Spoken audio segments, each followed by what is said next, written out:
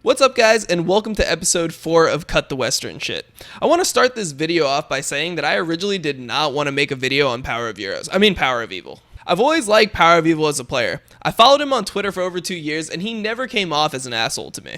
I think he's an extremely talented young European mid laner, and I've even hosted his stream a few times, despite the fact that he normally streams in German and I have a mainly English speaking audience. That being said, this Reddit thread that Power of Evil posted simply pushed me over the edge. I mean, I honestly don't know how Power of Evil expected this Reddit thread to be perceived positively, but based on the reactions in the comment section, he clearly would have been better off saying absolutely nothing at all. Now I know that some people have speculated that Power of Evil might not have wrote this Reddit thread himself, and that maybe he hired a PR representative in order to write this piece of shit for him, which was a shock to me because I'm pretty sure back in my day, all LCS players ran all their own social media accounts, but regardless, I see the situation like this. Either you are enough of an asshole to write this Reddit thread yourself, or you are incompetent enough to hire a PR representative with the public relations skill of Riot Sanjuro.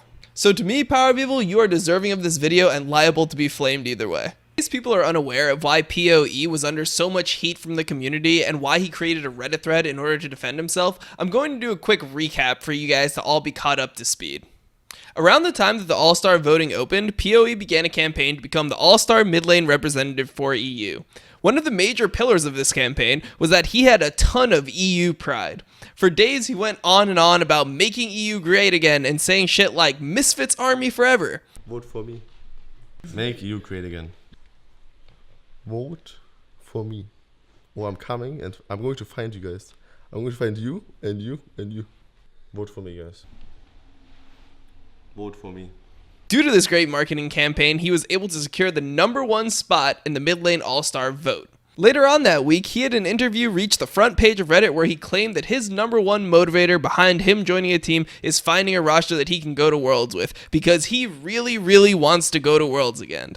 Now, everything was all honky-dory until a couple days later when it was reported that he would be joining Optic Gaming alongside Zig, Acadian, Arrow, and Lemonation, a roster that most people felt was a clear downgrade from the Misfits roster that he recently went to Worlds with. I know a lot of people came to this video expecting me to shit all over Power of Evil for being a hypocrite, but to be honest, the hypocrisy of his actions didn't bother me that much because I understood the reasons as to why he was being hypocritical in the first place. Yes, it is most definitely a contradiction to claim EU for life and then go to NA a couple days later, but a lot of people would tell a couple lies if it meant that they got to go compete in All-Stars. He simply chose to lie and go to All-Stars over telling the truth and potentially missing out on one of the biggest events of the year.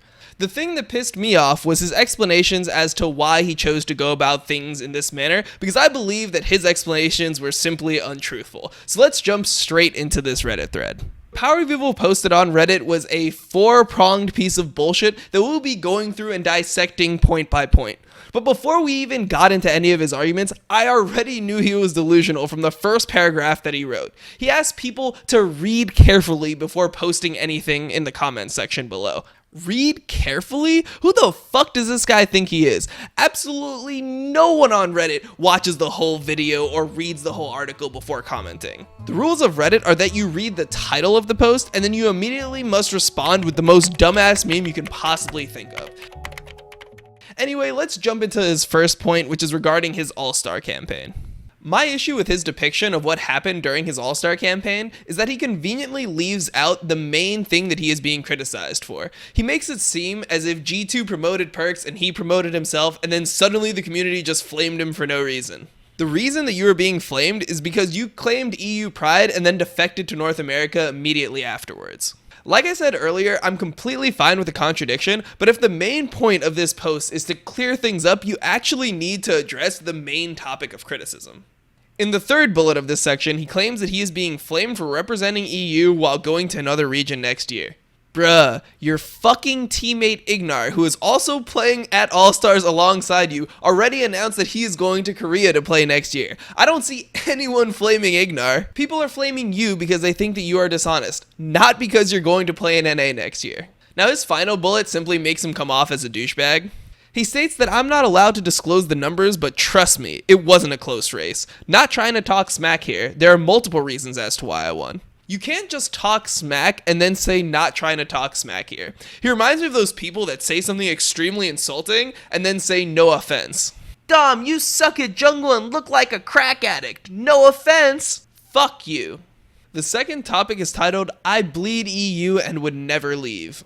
Power of Cash says check the contract database next time someone tells you that he bleeds EU blood. Most people who prided themselves on this statement probably didn't receive an offer in the first place. Damn, you literally just called out every single player in the EU LCS. You hear that, you bunch of shitty EU LCS players? The only reason you're still playing over there is because you didn't get an NA offer like me. You've got to find it funny that after the most antagonizing statement of the entire piece, he immediately tries to bring everyone together. Who cares about the EU vs NA rivalry? Let's just jerk each other off and sing Kumbaya. I mean, how different are we? Don't you guys know that North America was colonized by Europeans anyway? You know what? Next season, fuck the NA and EU LCS. Let's just call it the rich and poor LCS instead. The third topic that Power of Evil addresses is how Reddit tends to flame rosters, or as he calls it, the Reddit special.